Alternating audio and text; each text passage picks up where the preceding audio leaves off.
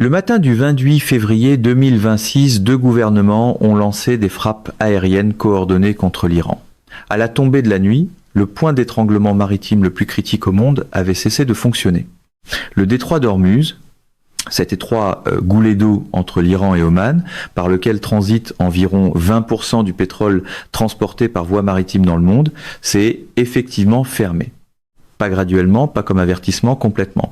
Les forces iraniennes l'ont bloqué et le marché mondial de l'énergie, qui fonctionnait depuis des décennies sur l'hypothèse que le détroit resterait toujours ouvert, a soudain dû faire face à un monde où c'était plus le cas. En quelques jours, le Brent a dépassé $100 le baril pour la première fois en 4 ans. À la mi-mars, il a atteint 126. L'Agence internationale de l'énergie, l'AIE, a parlé de la plus grande perturbation d'approvisionnement de l'histoire du marché pétrolier mondial. Le dirigeant de cette agence a employé une expression qu'on entend rarement dans les cercles technocratiques de l'énergie. Il a parlé du plus grand défi de sécurité énergétique mondiale de l'histoire. Pas une perturbation, pas une crise, mais un défi qui menaçait les fondements structurels de la façon dont le monde alimente son économie. La Chine, qui reçoit le tiers de son pétrole par ce détroit, s'est mise à chercher des solutions de rechange en urgence. Le Japon, la Corée du Sud, l'Inde, tous les grands importateurs asiatiques sont soudain passés en mode réaffectation d'urgence à la recherche de barils venant de n'importe où, pourvu qu'ils puissent être livrés de façon fiable, rapide et à grande échelle.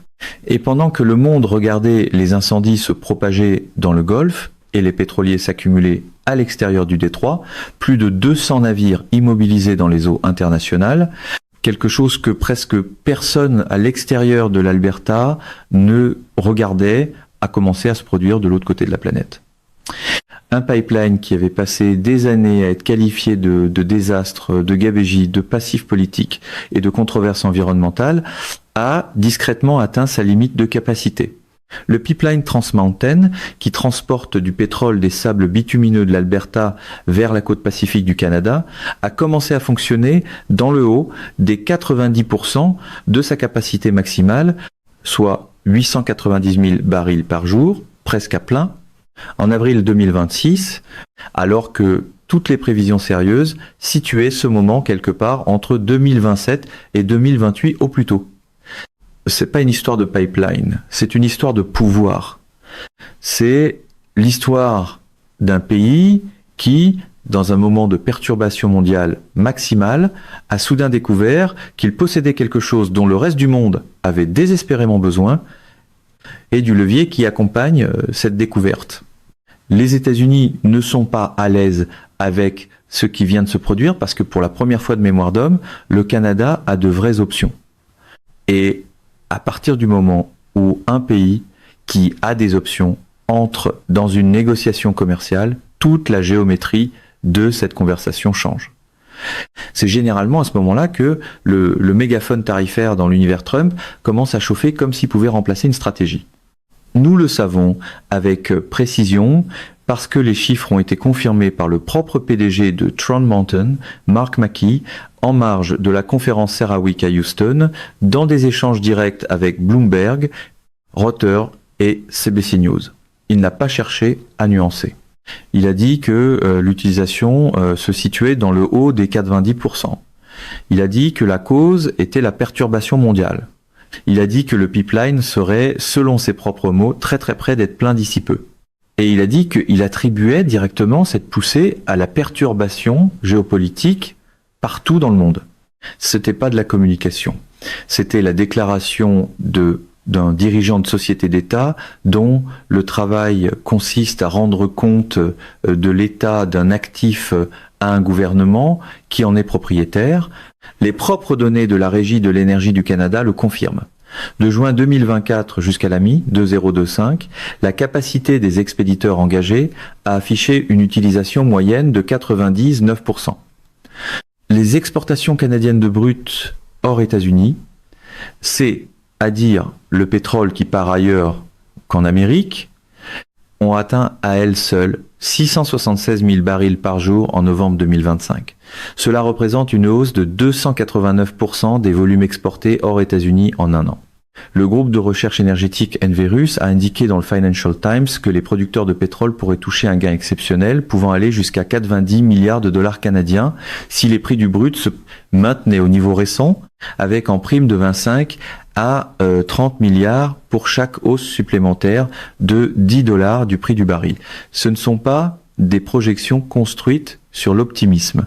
Ce sont des projections construites sur l'arithmétique. Imaginez la salle du Conseil au centre des opérations de Trans Mountain au début de mars 2026. Les appels venant d'Asie arrivent plus vite qu'ils ne peuvent être traités. Des responsables de l'approvisionnement de raffineries chinoises, des maisons de commerce énergétique japonaises, des compagnies pétrolières d'État sud-coréennes, tous posent la même question, avec des degrés d'urgence différents, mais toujours la même question. Pouvez-vous nous obtenir des barils? Combien? À quelle vitesse?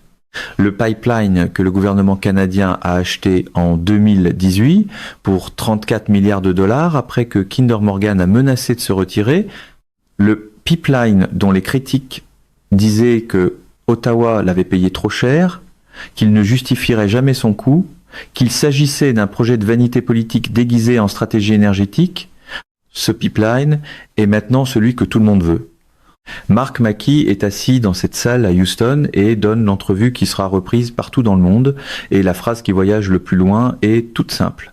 Les clients asiatiques s'intéressent énormément aux barils canadiens. Point final. Ils aiment le pays, ils aiment le produit qui leur arrive.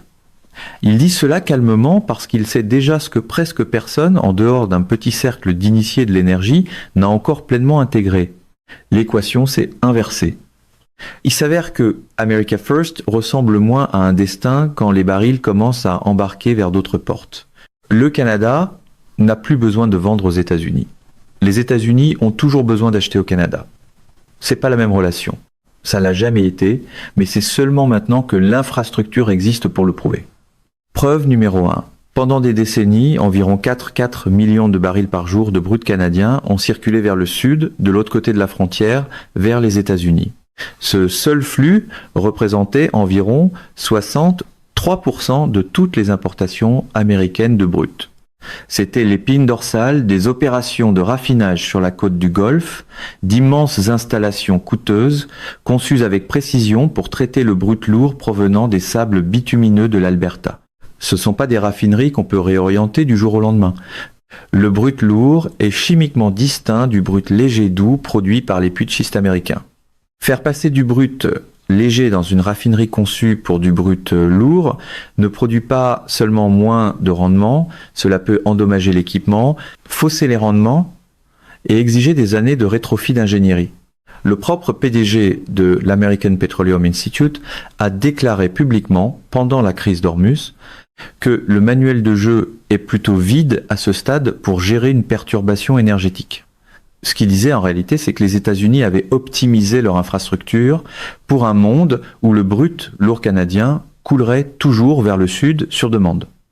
Ce monde n'est plus garanti. Preuve numéro 2. Plus de 60% des expéditions de Trans Mountain prennent maintenant la direction de l'Asie. Des pétroliers quittent Burnaby, en Colombie-Britannique, chargés de bitume albertain à destination de raffineries chinoises qui, il y a un an, obtenaient leur brut lourd du golfe Persique. Ce n'est pas théorique. C'est suivi en temps réel par des services de surveillance des navires comme Kepler, qui ont confirmé des chargements records au terminal maritime de Westridge à hauteur de 530 000 barils par jour en novembre 2025, dont 80% à destination des marchés asiatiques. Les expéditions de brut canadien vers la Chine, par les terminaux d'exportation de la côte américaine du Golfe, sont tombées près de zéro une fois que Trans Mountain est devenu pleinement opérationnel. La Chine n'avait plus besoin de l'itinéraire américain. Le Canada pouvait atteindre directement la Chine. Et maintenant, avec la crise d'Ormus qui impose des achats d'urgence, cette connexion directe est devenue une bouée de sauvetage qui vaut davantage par baril que tout ce que le secteur énergétique canadien a jamais pu commander. Preuve numéro 3. L'expansion de Trans Mountain a coûté 34 milliards de dollars canadiens à construire. C'est presque 5 fois l'estimation initiale. Elle a survécu aux inondations, aux batailles réglementaires, aux conflits autour des consultations autochtones qui ont duré des années, aux arrêts liés à la pandémie et à un effondrement presque total de la confiance des investisseurs qui a forcé le gouvernement fédéral canadien à intervenir et à l'acheter lui-même. Pendant la majeure partie de sa vie après l'achèvement, avec une utilisation de 82 à 84% pendant une bonne partie de 2025, cela ressemblait à un pari très coûteux qui finissait lentement par rapporter. On s'attendait à ce que le plein usage n'arrive pas avant au moins 2027, plus probablement 2028. Puis le 28 février est arrivé et ce qui devait prendre des années s'est mis en place en quelques semaines. L'investissement de 34 milliards de dollars que les critiques avaient passé des années à remettre en question, a soudain ressemblé à la décision d'infrastructure la plus stratégiquement clairvoyante prise par le Canada en une génération. Le gouvernement canadien, qui en est propriétaire par l'entremise d'une société d'État, a reçu à lui seul 7 milliards de dollars canadiens en paiement d'intérêts, frais d'exploitation et distribution de dividendes de Trans Mountain en 2025. Au prix et au niveau d'utilisation actuel, ce chiffre s'accélère fortement. Preuve numéro 4, le projet de pipeline vers la côte nord-ouest, une nouvelle conduite de 1 million de barils par jour qui irait de l'Alberta jusqu'à la côte nord de la Colombie-Britannique, existe depuis des années sous forme de documents conceptuels. Aucune entreprise privée ne s'était engagée à le construire. Danielle Smith, la première ministre de l'Alberta, en était la plus ardente défenseur. Mark Carney, le Premier ministre, a signé un protocole d'entente avec Smith en novembre 2025. Une entente historique, la première du genre depuis des années, qui comprenait des engagements fédéraux pour accélérer les évaluations environnementales et même revoir le moratoire sur le trafic de pétroliers au large de la côte nord de la Colombie-Britannique. Cette entente a immédiatement suscité la controverse. Stephen Guilbeault, le ministre fédéral de l'Environnement, a démissionné du cabinet de Carney à cause de cela. Le Premier ministre de la Colombie-Britannique, David Eby, a jugé cela irréaliste. Des communautés autochtones le long du tracé proposé ont parlé de trahison et pourtant la conversation ne s'est pas arrêtée parce que Trans Mountain vient de prouver le concept à grande échelle. La demande mondiale pour le brut canadien n'est plus théorique. Elle s'est matérialisée presque du jour au lendemain, au moment précis où le monde en avait le plus besoin. L'argument en faveur d'une capacité supplémentaire n'a jamais été aussi fort en termes de preuves purement marchandes. Voici ce que tous les autres médias couvrent mal dans cette histoire. Ils la présentent comme une histoire d'énergie. Ce n'est pas une histoire d'énergie. C'est une histoire de levier dans la négociation. Et l'échéance compte plus que presque tout le monde n'en discute actuellement à voix haute.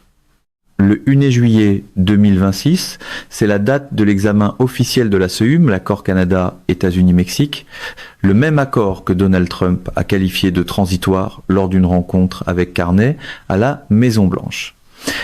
Le même accord qu'il a ensuite qualifié d'irrelevant dans des propos publics, le même accord que, dans un monde normal, deux pays voisins aux économies profondément intégrées aborderaient dans un esprit d'intérêt mutuel. Ce n'est pas un monde normal. La diplomatie commerciale normale n'arrive généralement pas habillée comme un rassemblement électoral avec un formulaire douanier dans la poche.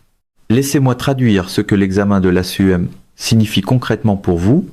Le Canada entre dans cette négociation avec des tarifs sur l'acier, des tarifs sur l'aluminium, des tarifs sur le bois d'œuvre résineux et des tarifs sur le secteur automobile qui frappe ces industries d'exportation depuis plus d'1 an.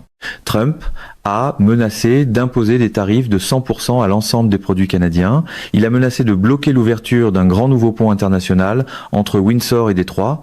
Il a qualifié de provocation le nouveau traité commercial du Canada avec la Chine.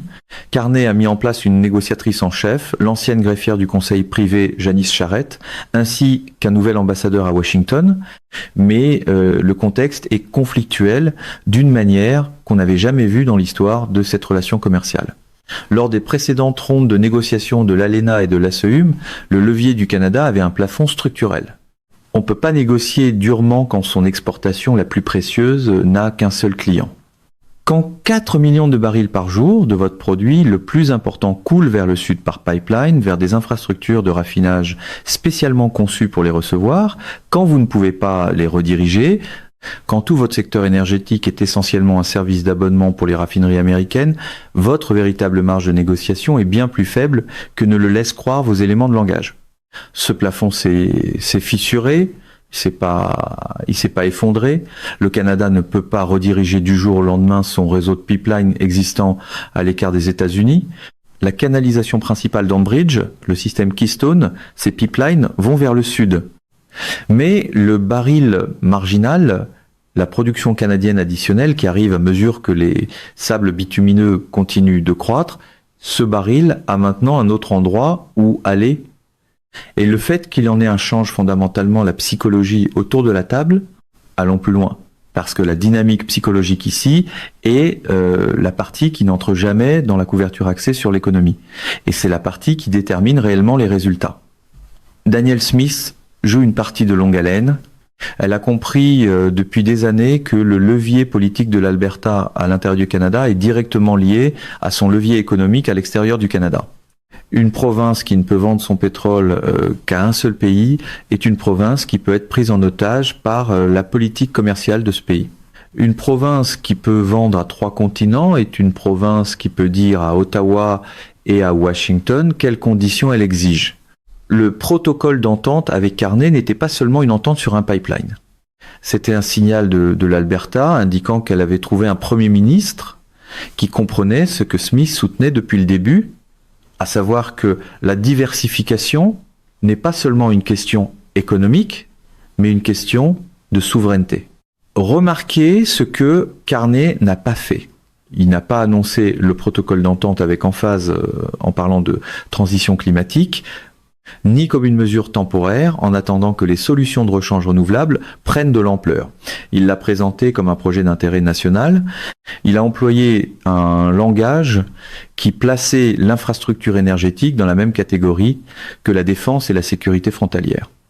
Ce n'est pas le langage d'un politicien qui tente de passer entre des électorats environnementaux et économiques. C'est le langage d'un dirigeant qui a parié que le monde a changé, que la sécurité énergétique est désormais prioritaire et que la voie du Canada, dans un ordre mondial instable, passe par ses sables bitumineux et sa capacité à acheminer ce pétrole là où il doit aller. Washington a tendance à applaudir la souveraineté canadienne avec le plus d'enthousiasme lorsqu'elle reste décorative et n'arrive pas avec des options d'exportation. C'est ici que se trouve la révélation psychologique. Carney sait que l'histoire de Trans Mountain, un actif appartenant au gouvernement fédéral, fonctionnant presque à pleine capacité, générant des milliards, prouvant à grande échelle l'existence d'une demande asiatique et sa carte la plus puissante à l'approche de l'examen de la CEUM. Cela démontre que la dépendance du Canada envers le marché américain n'est pas structurelle, elle est historique. Et l'histoire, contrairement à l'infrastructure, peut être réécrite. Pour l'orbite Trump, le levier est un principe magnifique jusqu'au moment où quelqu'un d'autre en apporte lui aussi.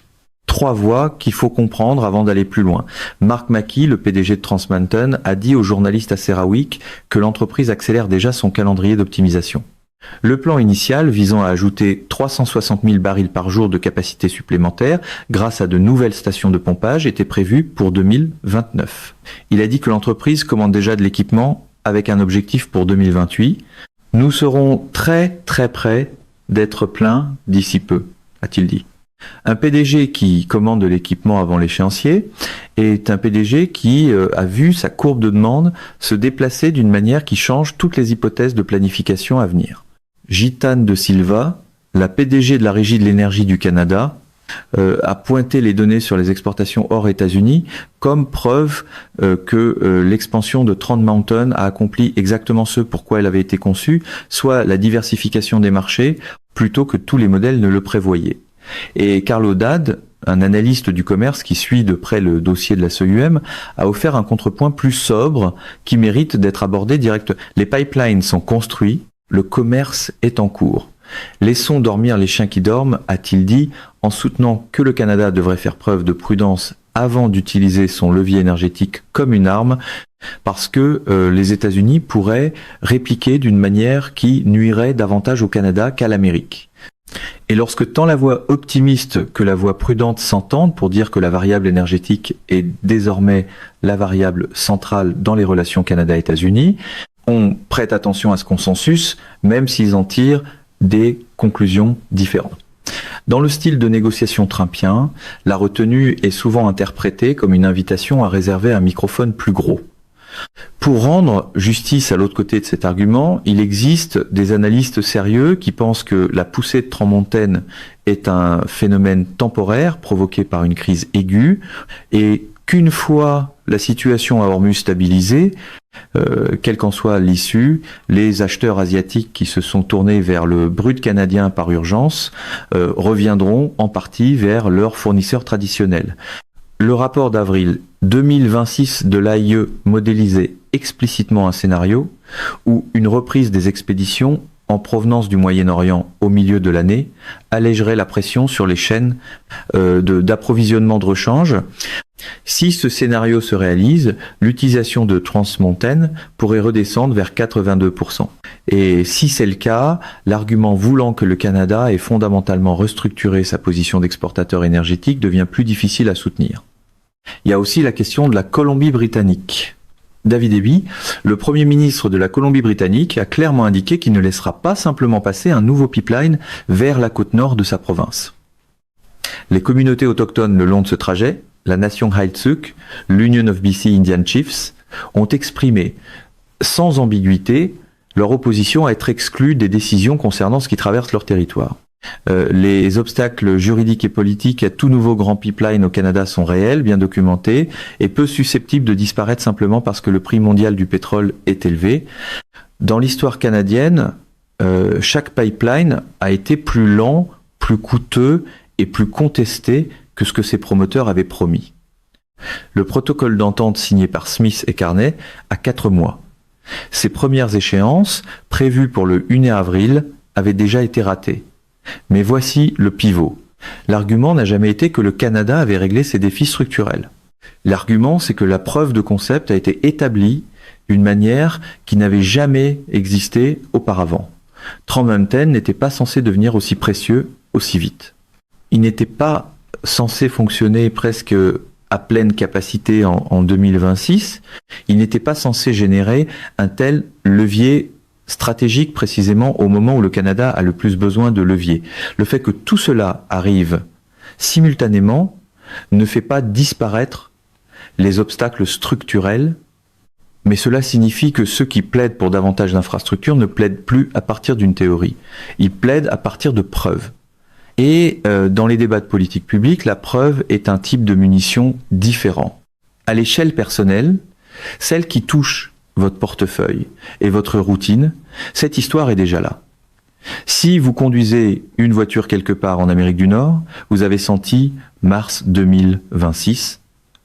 Les prix de l'essence aux États-Unis ont atteint plutôt ce mois-ci leur point le plus élevé de l'année, à 6 $ le gallon. Un Brent à 130 $ le baril, au moment d'écrire ces lignes, se répercute sur tous les coûts de transport de l'économie.